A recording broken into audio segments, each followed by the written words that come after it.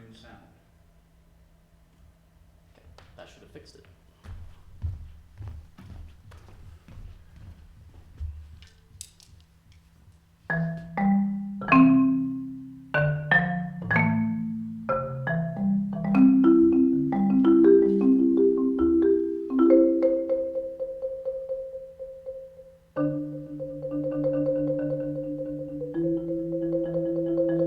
There we go. That's how far behind you are? Yep. Okay.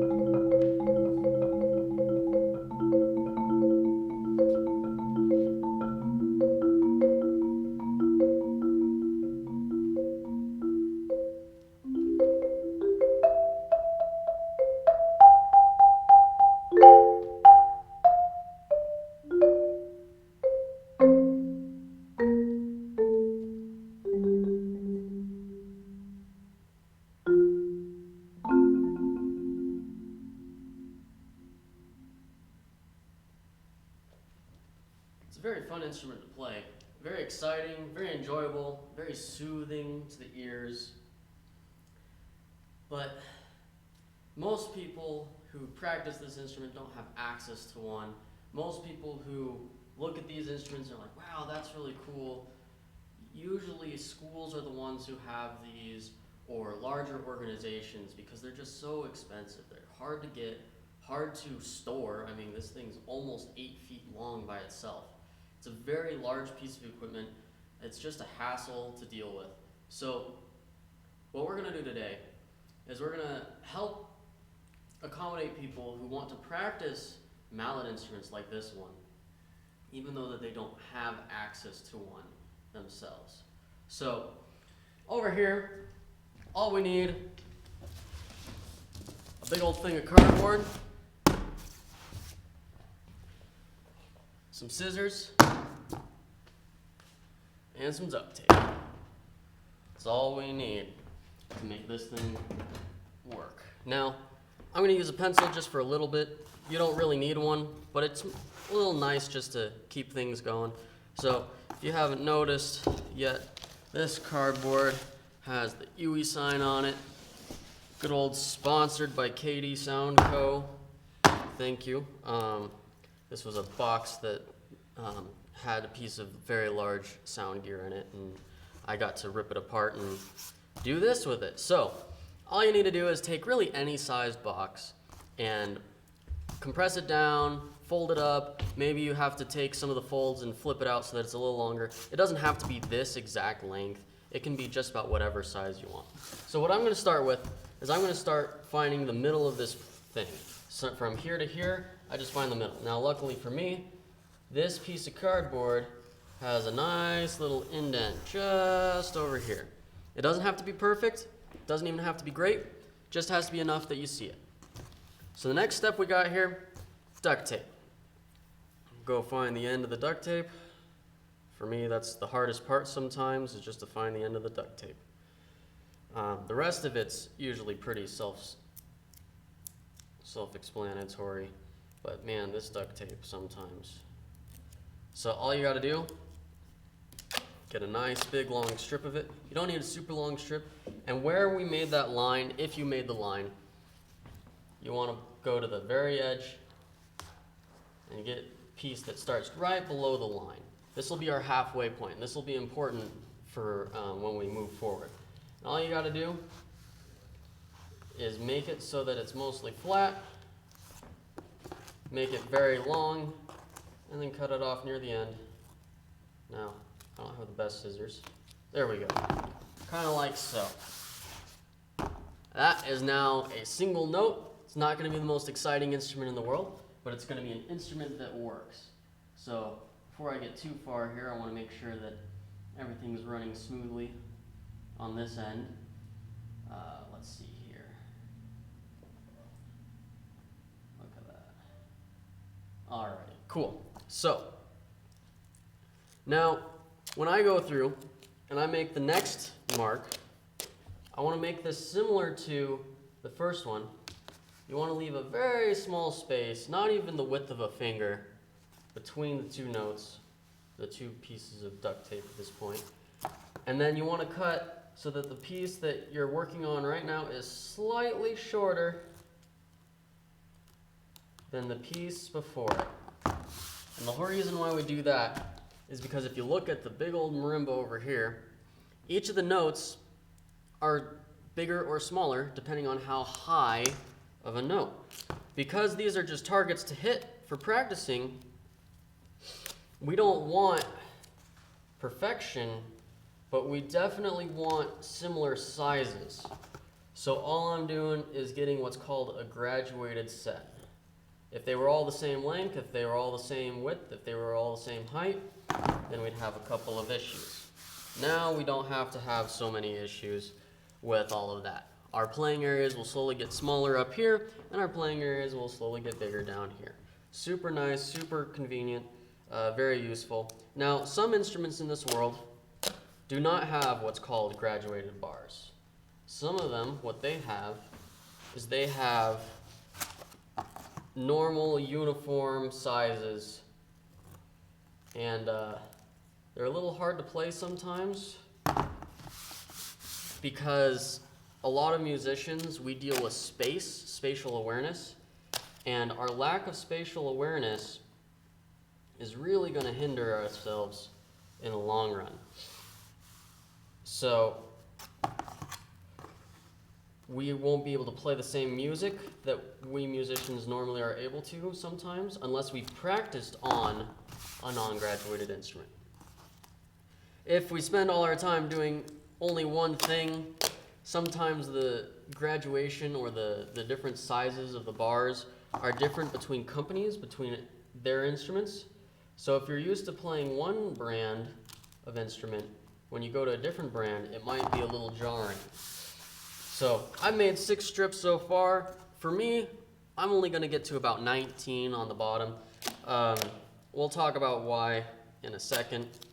It's not too big of a deal. So anyway, for instance, Adams is a very common company for making marimba bars. I got to play on one during my time in college. It was very fun. And then I got to play on a Marimba 1. Now, one thing that was nice about that is they were about the same size. I switched over to play on a Yamaha once, a Yamaha marimba from a school, and it was one of their lower end marimbas. And the bars were so close together and they were so small. I was just trying to practice a little bit, get a little bit of time in on my practicing because I didn't have a whole lot of time on these instruments at the moment. And I was visiting, doing a bunch of like traveling and stuff. So I just needed time on an instrument. And I just could not practice the stuff that I wanted to practice very well because the spaces were all off. I would be like, oh yeah, this works, and then nope, I can't play this piece.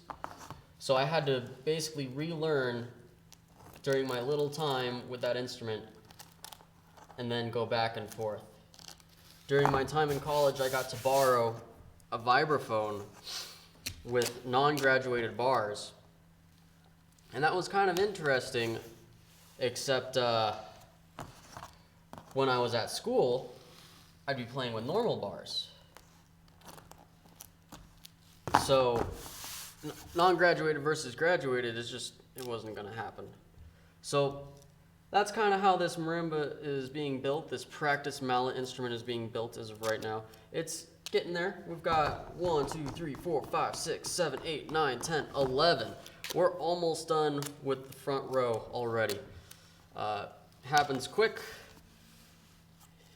Now, sometimes you might get these little bubbles on the duct tape. You see how I got a little bubble right there? You might not be able to see it at all.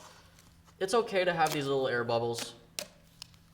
If you're really picky about it, you can totally get rid of them, but it doesn't affect a whole lot.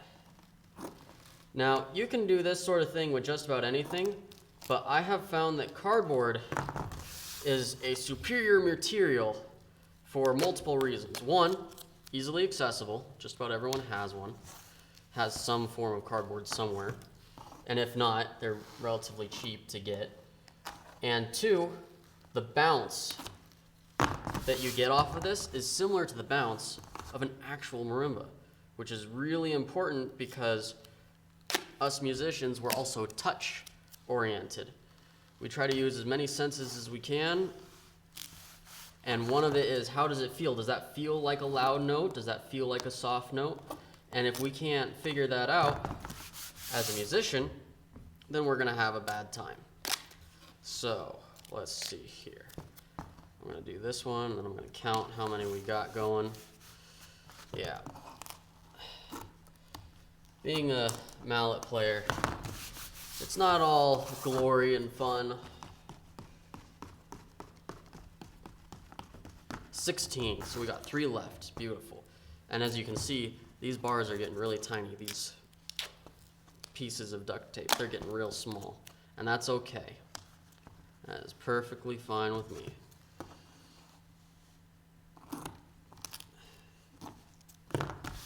Beautiful. Alrighty. So, the reason why I like using duct tape is because you can see the notes. If you use something like Scotch tape, you can't really see what's going on very well. Now with this instrument, with this specific practice thing that I'm doing right now, these notes up top are really small. I kind of did this one on purpose because for me, I need some real good accuracy for some of the pieces I'm playing. And if I don't have that kind of accuracy, then I'm gonna have a bad time. 6, 8, 10, 12, 14, 16, 18, 19. Awesome. So, I'm gonna move these down here for a second.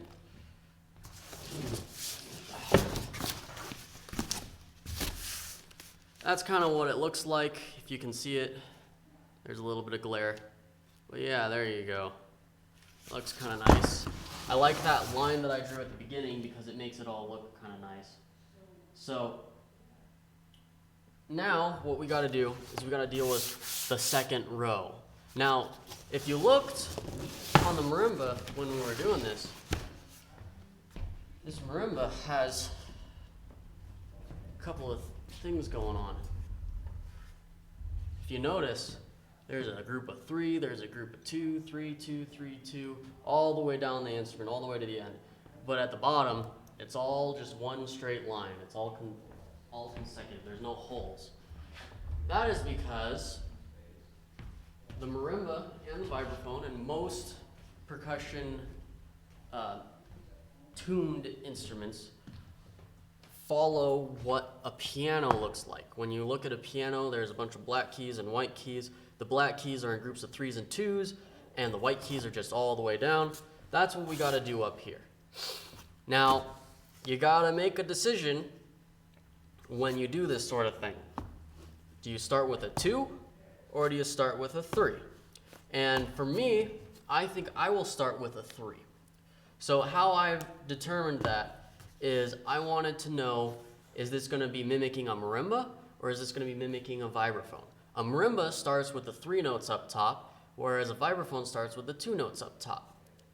Various instruments have different ideas on to where that lines up. A lot of them line up where the 3 is on top. So how we figure this out, I'm going to grab my pencil again, good old pencil, is, if you don't know notes, don't worry about it. So C, B, A. Probably doesn't mean anything to some people, and that's okay. This one is not going to have a friend. This one is going to have a friend down here, though, so I'm going to make a little note. Awesome. It's going to be covered up with tape, so don't worry about it. So now I want to make 3 of them. So 1, 2, 3, 2, 3. Here is a gap. So then you go to the next one, and you make 1, 2. Then you make another gap. 1, 2, 3. Another gap. 1, 2. Another gap. 1, 2, 3. So let's see here. Boom. Awesome. And that's kind of how that's going to look. Let's see here. I'm going to see if I can get comments and things so that way I can see what you guys are seeing. If you guys have questions or anything. I don't want to ignore you guys. There we go. Okay. Beautiful. All right. So if you guys have questions or things, I should be able to see it at some point now. Cool. So now you take your duct tape. Again, finding the edge is the hardest for me.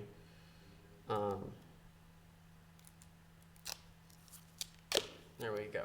Now, just like how we did with the bars down here, how some are very big and some are very small, we got to do the same thing, but it's got to be the same pattern. So up here, you got to have some small notes. So I'm going to do about yay big. And now, since I'm doing this backwards, I want to start making them a little bit bigger as I go. This is all just for spatial awareness. It's getting you used to seeing where the notes line up and how the instrument lines up when you have a real one. Oh no. There it is. I lost the edge. Another thing this is useful for is it's easy to tell where the low notes are, because now the bigger ones are always the low notes. That makes sense. But if you're practicing, sometimes you don't get that visual confirmation. There's some instruments out there called a mallet cat or a mallet station or an E marimba.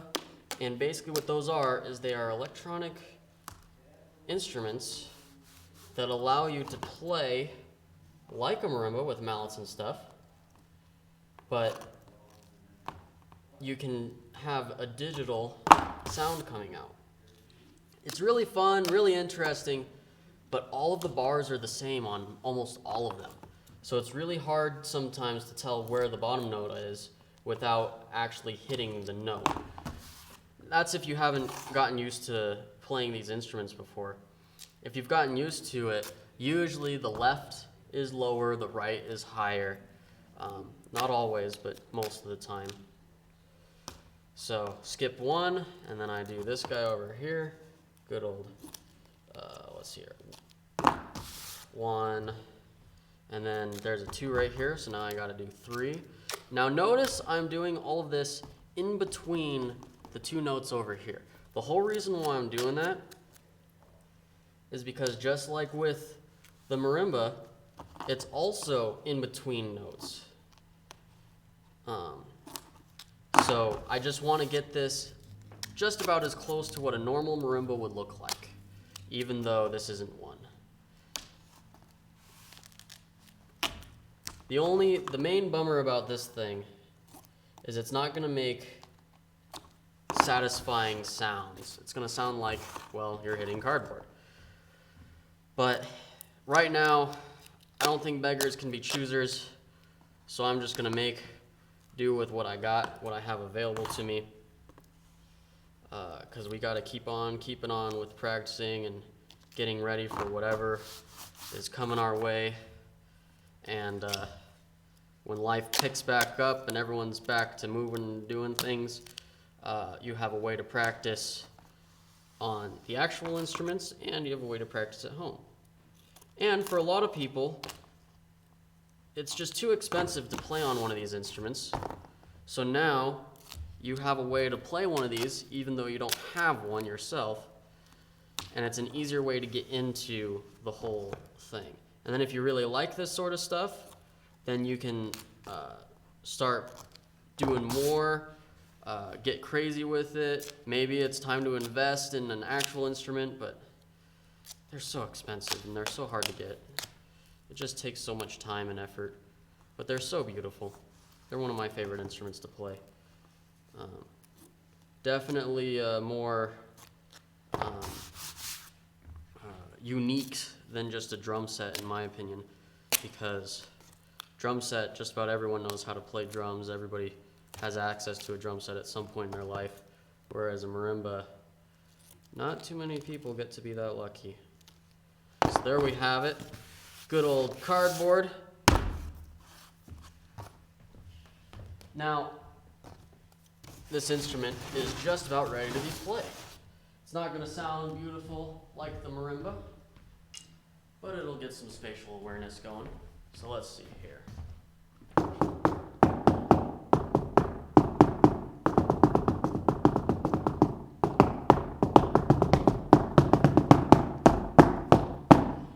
One thing that's nice is this will slowly, very slowly give dents as to where you commonly hit, which is actually useful because now you know where your tendencies are going to lie when you're playing these.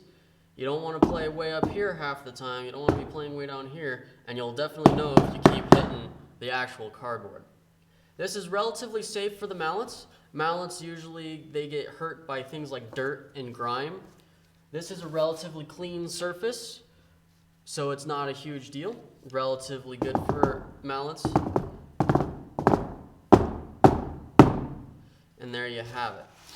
Now, one thing that I like to do with these guys is after I'm done with it, I like to put a little extra thing on there.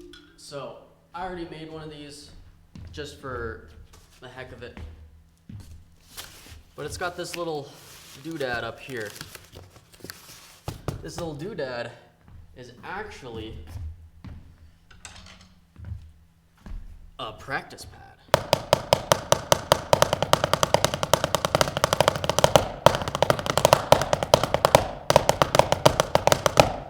So now I have a practice pad and a marimba all in one.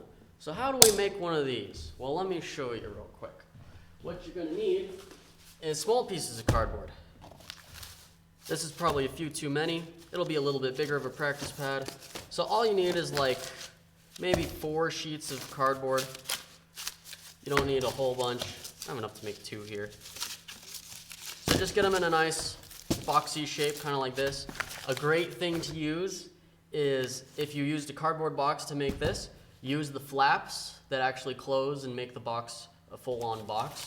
That's what I used with these, is I just took the flaps off of this box and ripped it up, called it a day. So all you do is you get it nice and organized, like so, and then you get out good old handy-dandy duct tape.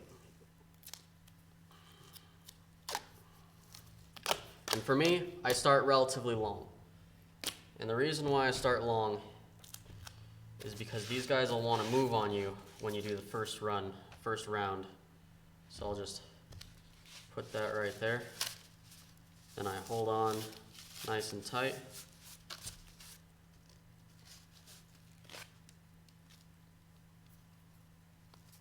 There. And after the first round, it should be a whole lot easier. Now all you do is you coat the whole thing in duct tape. Again, you don't have to be super fancy with all this. It's just nice, slow, steady. Doesn't have to be perfect. There's a couple bubbles here and there. That's not a big deal. Just gotta keep it going. what you do want is a nice coat of duct tape all over the whole thing. Because cardboard, if you hit it enough times, it will break, and the duct tape is actually going to be keeping it together when we get there. So it's always good to get a good amount of duct tape on there. Now, I've only got about half of it, so what I'm going to do is I'm going to go back around. There we are. Beautiful. When I was first growing up, we did a similar thing, but we used phone books. We used to get those on our driveway or in the mailbox if it fits, and we had like, I don't know, 6 or 8 of them.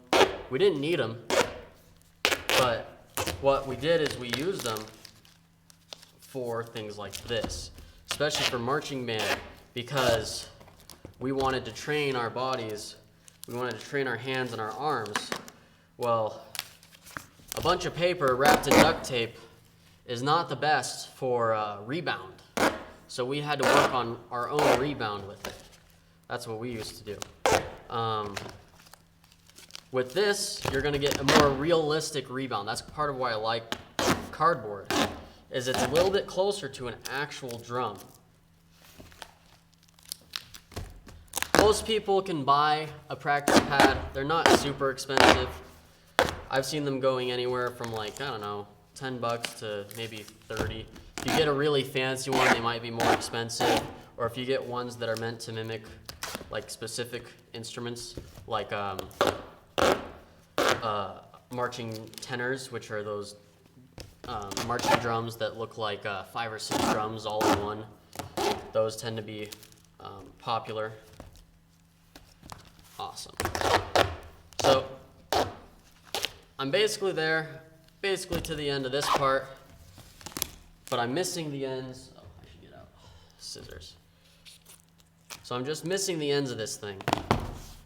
All I gotta do now is just start this way. Like I said, you can't have too much duct tape. If you want to save your duct tape, you can actually just wrap right here, and then you don't have to worry about it anymore. But for me, I'm just gonna do one more layer. And now I'm gonna start near the middle because I'm not worried about it falling apart. There. Near the middle, near an edge. Kind of like that. There we go. Beautiful. This helps make it last longer. Though I mean, a little bit of cardboard and a little bit of duct tape, it's gonna last a fair amount no matter what.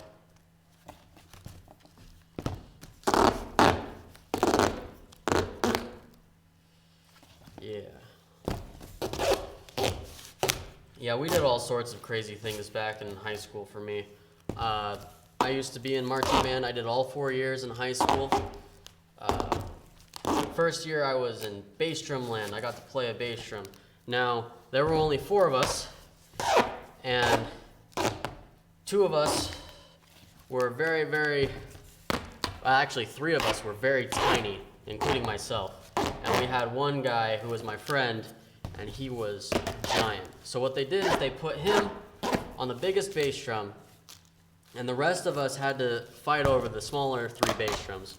I ended up getting the 3rd bass drum, the second biggest one, and part of that was because of my strength, but part of it more was because I lost. That's really all it is I lost the deciding game. Now, at the school I was at, we had 5 different bass drum sizes, and of course the middle size, which was the one that I was going to be using, was broken at the time. So I actually had to carry number 4 and play number 3 parts, and this bass drum is about the size I am. It was huge, it was massive. Yeah, get some wind on there and I might be flying down the field. That's kind of how bad it was. Now, we got ourselves good old cardboard block, just a box of cardboard. So let's see what happens when we play it.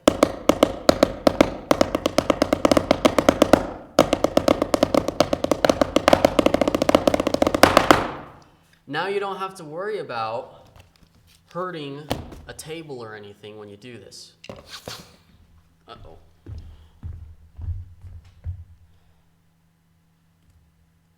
Alrighty, there we go. Something weird happened. You don't have to worry about hurting a table or anything when you're doing that, which is nice. Now, with like this little guy, it bounces around a lot, it moves around a lot, I just don't like it. So what I ended up doing is, again, with old handy dandy duct tape, I got little tiny pieces of it.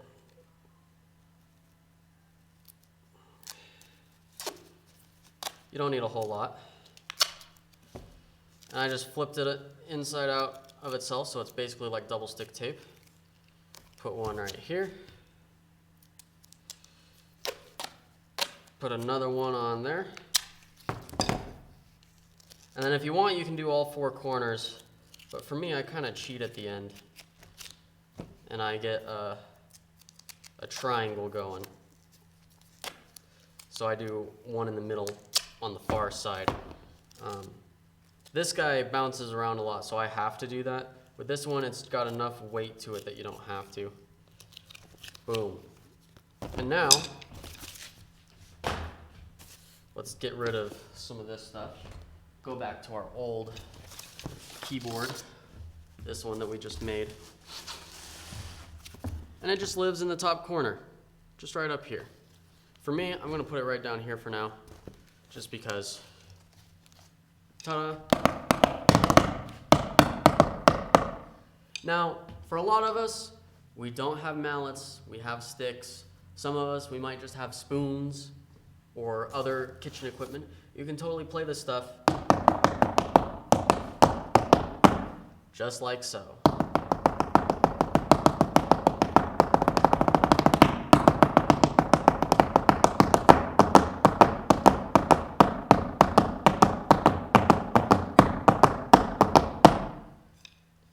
Beautiful.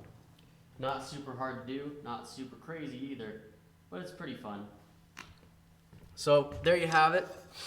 How to make yourself a practice pad, how to make yourself a practice marimba.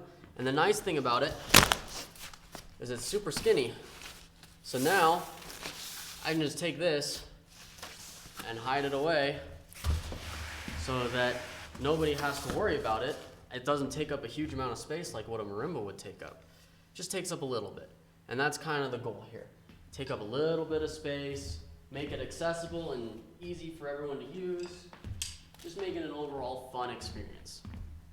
So now that we've got ourselves some cardboard, I'm gonna switch on over for a second, back to the marimba, good old marimba. I'm gonna give you guys some exercises. The reason why I'm using the marimba for this is because I want to make sure that you guys can hear what's going on, because it might be a little hard to see what's going on. So, what you'll want to do, here, we don't need 4, we'll just use 2. All right, so what you want to do is start at the bottom of your instrument, which for me is way down here, and just see if you can accurately hit all of the notes going all the way to the top and all the way back down.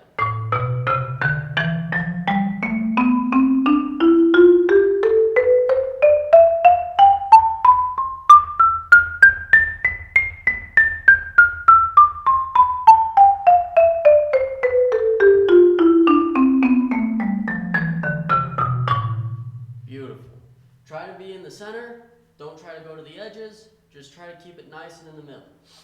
Next thing you do, same thing, but with the top ones.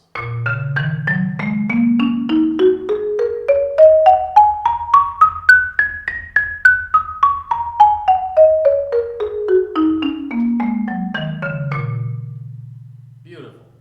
It's not super crazy, but now you're kind of getting used to accuracy, getting used to hitting all the notes. Next thing is we have to deal with both the close and the far. So what we'll do is now we'll go chromatically is what it's called. And what we'll do is we'll hit from left to right. And when you get to a middle note, like for instance this guy down here, you have to hit in between these 2 notes. So it'll look like this.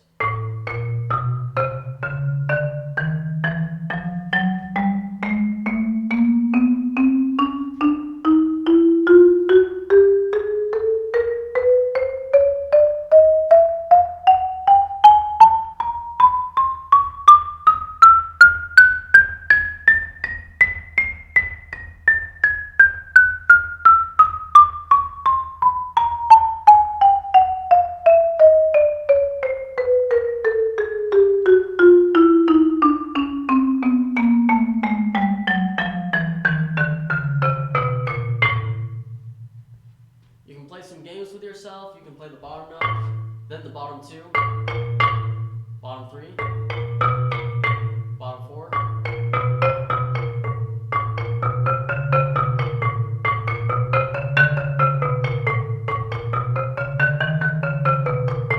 That sort of thing. It gets really difficult when you get about yay far away, or maybe even this far, because you'll be like, did I already hit play that note, or do I have to go one more? What did I just do? It's a little interesting in that regard, but it's really fun. It's a good game to have. Now let's talk about note names. So in this instrument, we start thinking about music as note names. Most instruments do. Drum set really doesn't. So we've got the alphabet of music. It's A, B, C, D, E, F, G. A, B, C, D, E, F, G. A, B, C, D, E, F, G. And rinse and repeat over and over. That's all we have. This instrument starts on an A. A,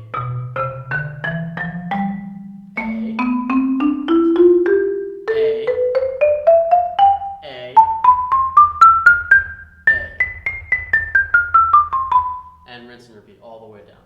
So let's talk a little bit as to where these things are. So when we talk about a note, there's a very important note called C, and that is all of the notes that don't have like a sharp or flat or some weird symbol on it. They're the bottom notes. They're the notes that have like all of them. All these guys way up here. So C, all you gotta do is find up here where the 2 notes are with the spaces behind it. Right here is where they are, or here. And then go to the one below, but to the left of. So instead of this note, it'll be this note, if that makes sense. That is C. Now what's nice is they'll just go C, D, E, F, G. Well, when you hit G, you just start back over A, B, C. So now you kind of know how to get around the instrument a little bit that way. The next thing to talk about is where F is. So F is kind of the same thing. You have it to the left of one of these things. I like to call them islands. So I go to the big island, which has 3 notes, and I go to the note to the left of it. So, right there. That is F. So if I know where C is, and I know where F is, it's a lot easier for me to play different things with them. It's a lot easier for me to read music or figure out how things go. And we'll talk about all this stuff later as we go. Now, this is a nice way to just start out playing these instruments. I didn't really think about this stuff when I was a kid. Like, yeah, I did the duct tape phone book thing, but I didn't know about, oh, you could just use cardboard to make a keyboard instrument. You can use cardboard to do all this stuff. No, for me it was just, well, I don't have that, so I guess I'm out of luck. So I'm kind of glad that I figured it out now instead of later, and hopefully I can share it with some of you guys so that you can get a jump start on things. And who knows, maybe some of you guys will be the next greats of this time. That'd be really awesome. I would appreciate that. Nothing better than more music in this world. So, let's see here. We're almost done with time, so I think I'll end this with a little bit of music, and then we'll catch each other next week. Again, I would like to thank the Brewery Arts Center for putting this on for me. It's always great fun. Please support them. In turn, if you have the ability, you should support local artists in general, all of them. Most of us aren't working right now. So anyway, time for some good music.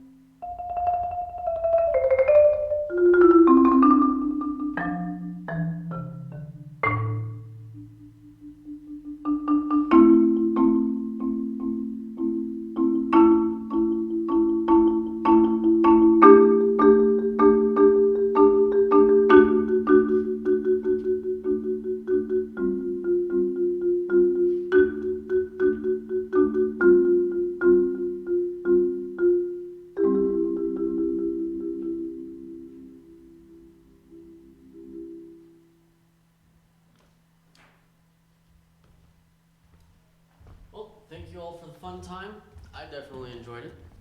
So I hope to see you guys again sometime. Enjoy. Actually, I got a thing on here. Look at that. I'm gonna do that real quick. Somebody says, play something easy on marimba, then play it on cardboard. Will do.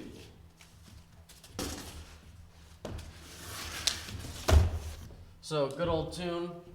We got ourselves the hot cross buns. So I'm gonna start where there's the two notes, and I'm gonna go to the right of the two notes. So this isn't C, but it's not D, it's actually E. So it'll look like this. You play E, then you play D,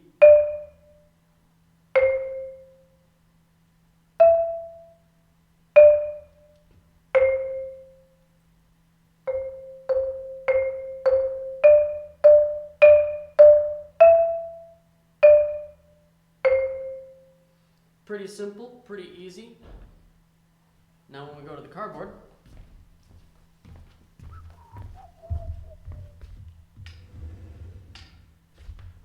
I think that's about right.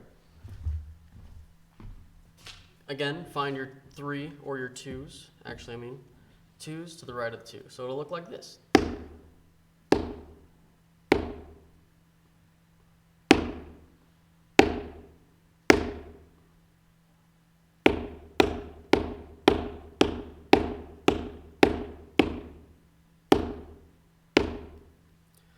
Not as exciting, but definitely worth working on. Definitely worth trying out.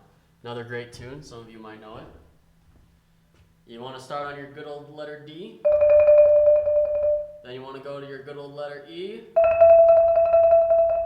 And then you got to go to your good old letter G. So you got to skip one, you got to skip letter F. And you'll know exactly what tune we're playing here in a second.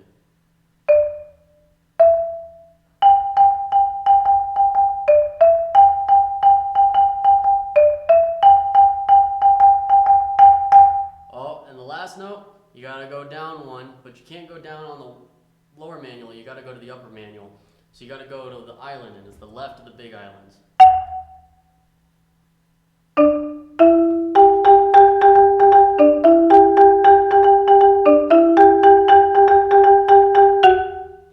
If you go to the cardboard, looks a little bit like this. Let's start up here.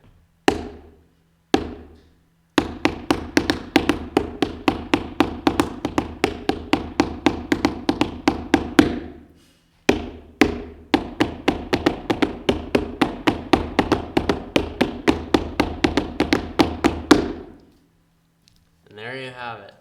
Pretty fun stuff. Alrighty, I think that's all the comments we have out there. Yeah. Oh well. Well, I hope you guys had a fun time. I definitely did. I hope you guys have a great rest of your day and keep on practicing.